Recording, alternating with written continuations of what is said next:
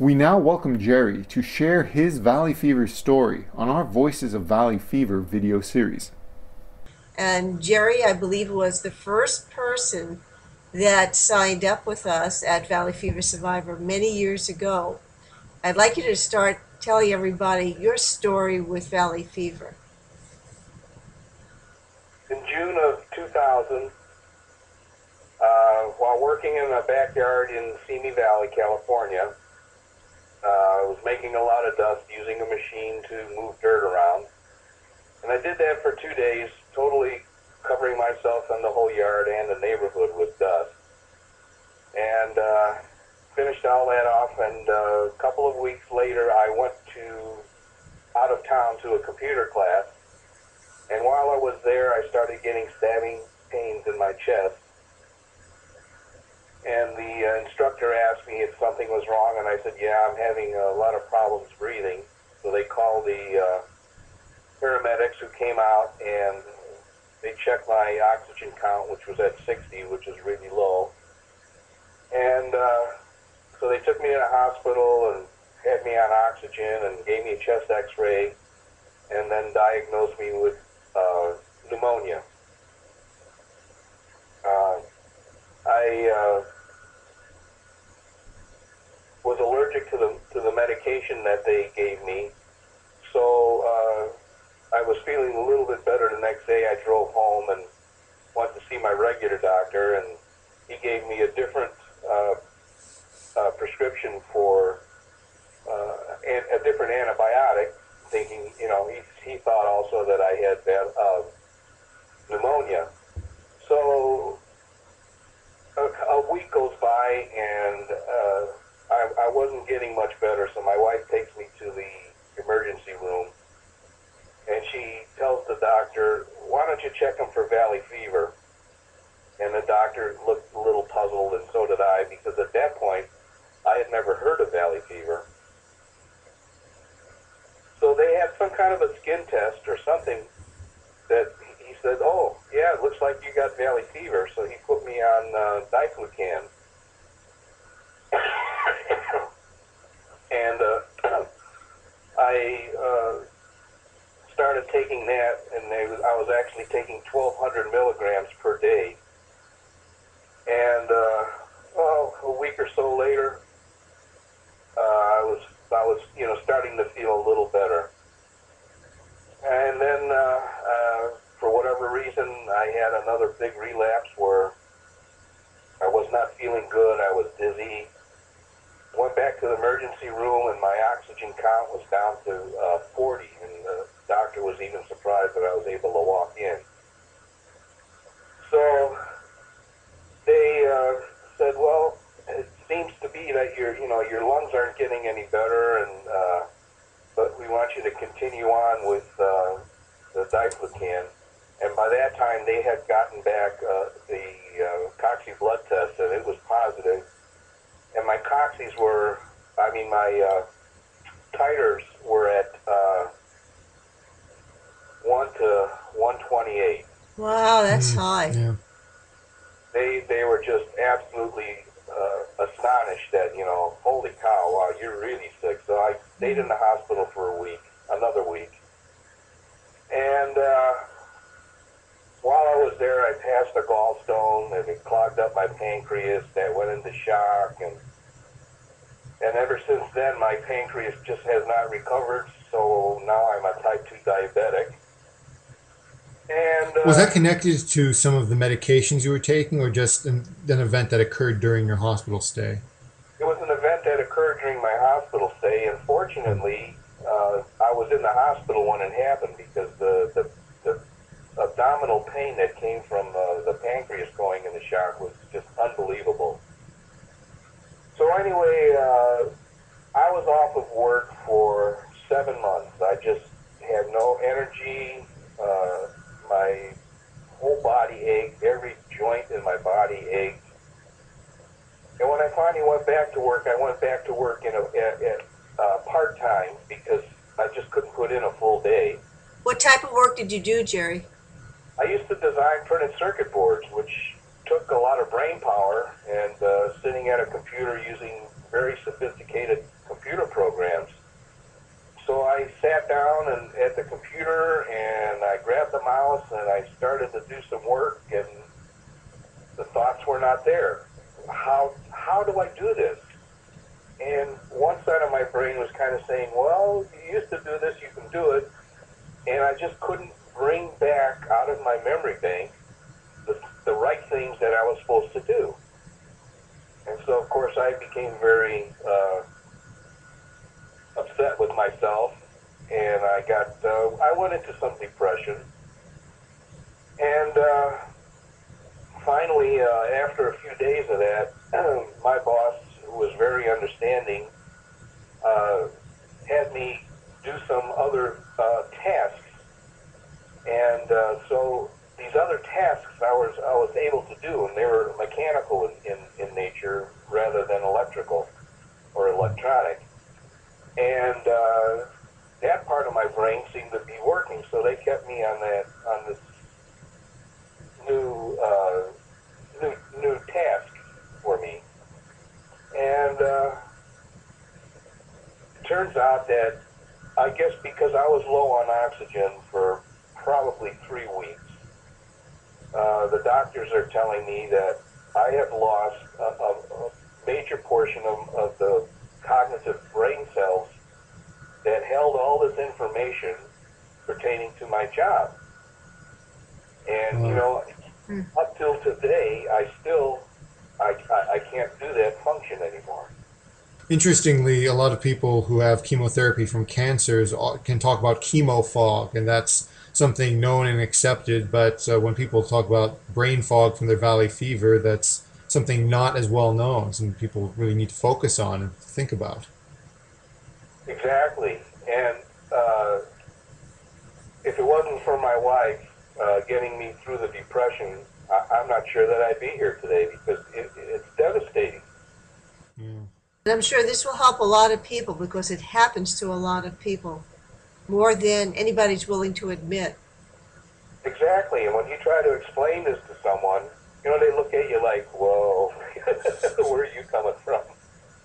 Well, it doesn't matter whether they believe you or not, as long as you know what's happened to you and you understand it, and you just don't take on what other people try to put on you. The whole thing is to educate other people if they're willing to be educated. And I'm glad you've taken the opportunity to start telling your story here. And so that was back in 2000. Do you still run a titer today? It goes from 1 to 2 to 1 to 4. I guess it all depends on how my immune system is working when I get the blood test. So I'm on 100 milligrams of fluconazole a day now. Well, at least it's a low dose. Yeah. Do you have? And around a year after I started taking the diflucan, my titers went down to 1 to 2. And the doctor says, oh, you're cured. And this is before I was really educated, and took me off the diflucan. Well, 2 weeks later, I had a major flare-up on it came out on my skin, so it disseminated into my skin. And I had this huge sore that was seeping stuff. And so I went to the doctor with it, and he did a punch biopsy on it and looked at it in the microscope, and he says, oh, the cocci is coming out in your skin. I guess you better go back on diflucan. So at that time, he put me back on 600 milligrams, and it took another 6 months to get my titers back down to 1 to 2. So the recurrence, the flare-up, the dissemination happens. Now, here's an interesting fact. I'm half Filipino from my dad's side, and it turns out that, you know, Filipinos are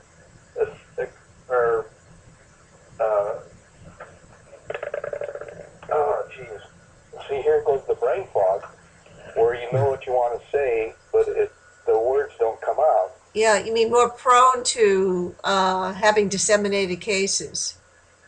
You know, having some of the genetic risk yes. factors. And I think back to my childhood when I started getting fungus toenails and just could never get rid of it, and I've had them all my life.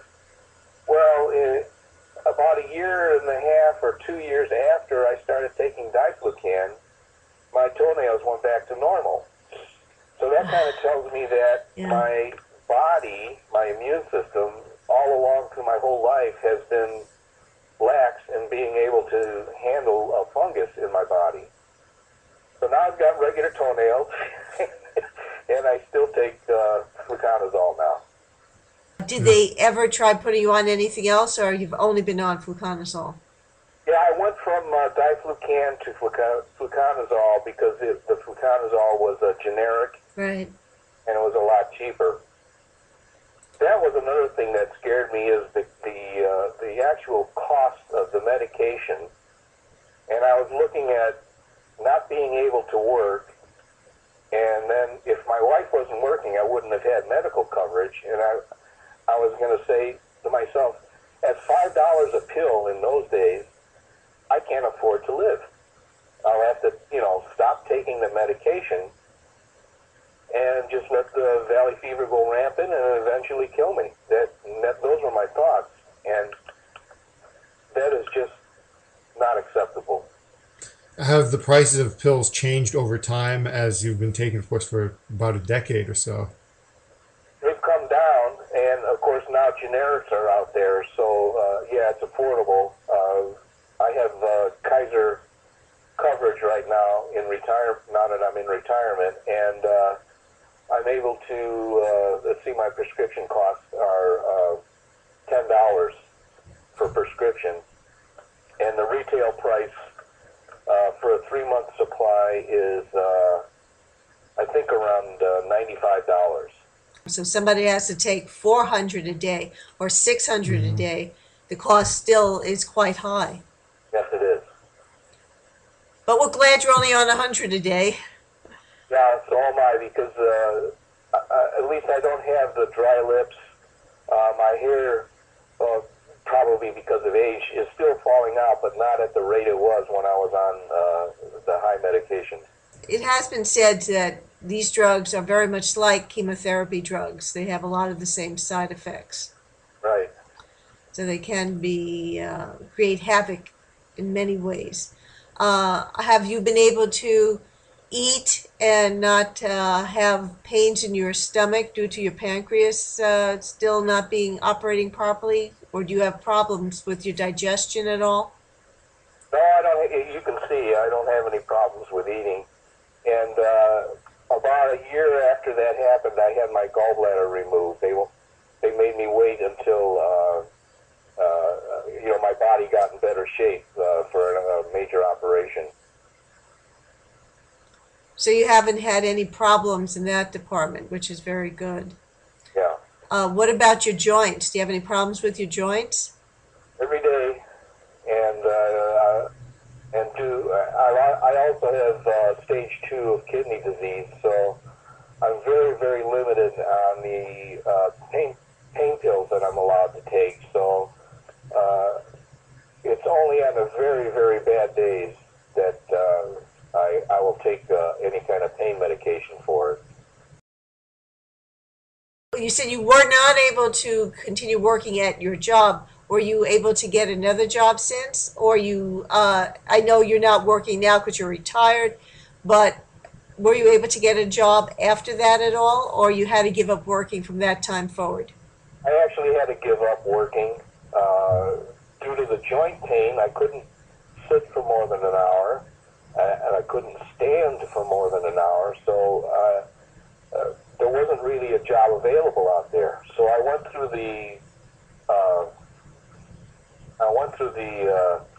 all the hoops, jumping through all the hoops for Social Security disability, and those doctors are a piece of work. For instance, the one doctor says, squeeze.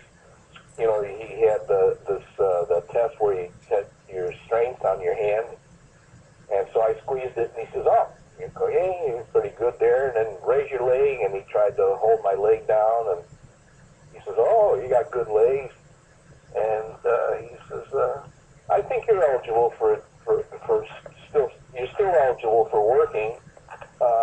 You can get a job at McDonald's.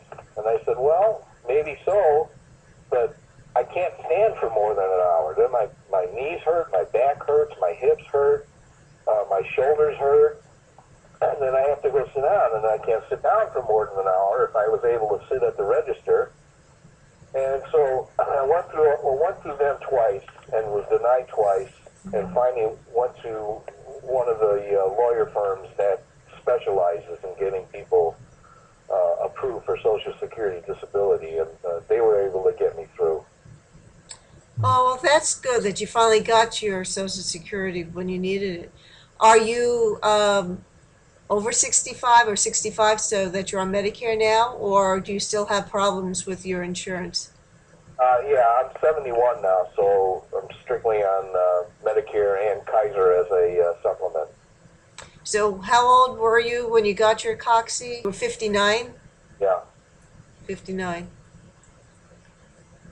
How do you feel about the state not informing their residents sufficiently about the disease? I think that's wrong. I think that the public should be made aware, not only for the people who live here, for the people who visit here.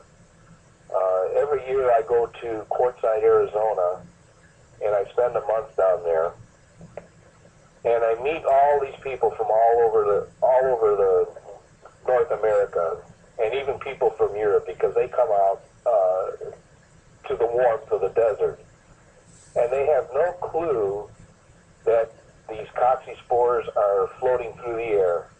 They go home and they get sick, and of course wherever they're from, especially Canada or from Europe, the doctors have no clue what to look for and keep treating them for pneumonia and other diseases, nothing to do with valley fever. And if they had a clue and had their doctor check them for that, perhaps they could have, gotten cured much sooner. Well, although there is no cure, but at least get it to go dormant and not have a lot of the complications. Exactly. Yeah. Well, I want to thank you for taking the time to tell your story this morning. And I hope you continue to feel better rather than staying the same. Well, thank you very much. And I want to personally thank the two of you for doing what you're doing. I mean, I run a little tiny website, a personal website, and I know how much time it takes. And I haven't gone back to it for a few years because of how time-consuming it is. And I can't imagine how many hours per day, per week, per month, per year that you guys are dedicating to this cause. And I really appreciate it. Thank you, Jerry. I really appreciate hearing that. Thank you again.